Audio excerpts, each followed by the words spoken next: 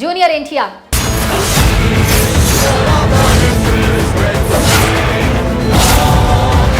Young tiger NTR pan India star గా ఎదిగిన తరువాత ఇప్పుడు ఏ సినిమా చేయాలన్నా ఒకటికి 2 సార్లు ఆలోచిస్తూ అడుగులేస్తున్నాడు.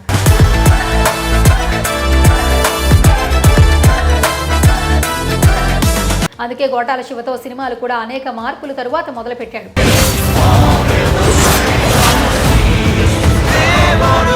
ఇదిలా ఉంటే సినిమా ఇండస్ట్రీలో అప్పుడప్పుడు కొన్ని వార్తలు వింటూ ఉంటాం. బాగా హిట్ కొట్టిన కొన్ని సినిమాల్లో నటించిన హీరోకు బదులుగా అంతకు ముందు వేరే హీరో ఎవరో సంప్రదించడం, దానికి ఆ హీరో ఒప్పుకోకపోవడంతో మరో హీరోతో సినిమా పూర్తి చేసి భారీ హిట్ కొట్టడం ఇలాంటివి తరచూ జరుగుతూనే ఉంటాయి. అయితే ఒకవేళ దీనికి రివర్స్గా ఈ సినిమా నీకు సెట్ అవ్వదు, వద్దు అని స్నేహితులు చెప్పినా కూడా హీరో ఎవరి మాట వినకుండా ఆ సినిమా కంప్లీట్ చేస్తే ఇంకేముంది, ఆ సినిమా హిట్ మాట పక్కన పెడితే విమర్శలు వస్తుంటాయి. ఇదంతా ఎందుకు చెప్తున్నానంటే జూనియర్ ఎన్టీఆర్ సినిమాకి సంబంధించి ఒక వార్త ఇప్పుడు చర్చనీయాంశంగా మారింది. తెలుగు సినీ పరిశ్రమలో అనేక మంది హీరోలు, హీరోయిన్లు, డైరెక్టర్లు బెస్ట్ ఫ్రెండ్స్గా ఉంటారు, మంచి స్నేహంగా ఉంటారు. కొంతమంది వారి స్నేహాన్ని ఓపెన్గా బయటికి చెప్పేస్తుంటారు. పార్టీలకు, పబ్బులకు తిరుగుతూ ఫోటోలకు పోజులు ఇస్తుంటారు. వారు తమ స్నేహాన్ని కూడా ఎక్స్పోజ్ చేస్తుంటారు. అయితే కొందరి స్నేహం మాత్రం ఎంతో స్వచ్ఛంగా ఉంటుంది. స్నేహం అంటే ఇదేరా అనే రేంజ్లో ఉండే వారి స్నేహాన్ని చూసి అసూయ పడేవారు ఉంటారు.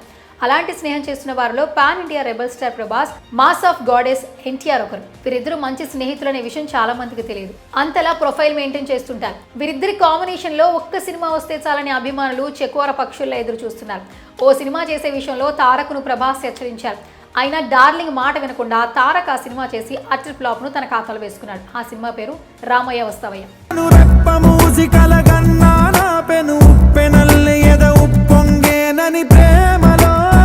ఎన్టీఆర్ కెరీర్లోనే ఈ సినిమా అతిపెద్ద డిజాస్టర్గా నిలిచింది. ఈ సినిమా దర్శకుడు మొదట కథను ప్రభాస్కి వినిపించారు. ఈ కథ ఫ్లాప్ అవుతుందని తెలిసిన ప్రభాస్ తిరస్కరించాడు.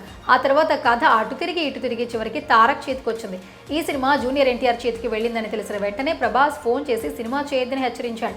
అప్పటికే నిర్మాత, దర్శకులకు జూనియర్ ఎన్టీఆర్ మాట ఇచ్చేశాడు. ఇచ్చిన మాట తప్పడం అలవాటు లేని ఎన్టీఆర్ ఆ సినిమా ఫ్లాప్ అవుతుందని తెలిసినా చేశాడు. భారీ డిజాస్టర్ను మూటగట్టుకున్నాడు. ప్రస్తుతం సోషల్ మీడియాలో ఈ వార్త వైరల్గా మారుతోంది.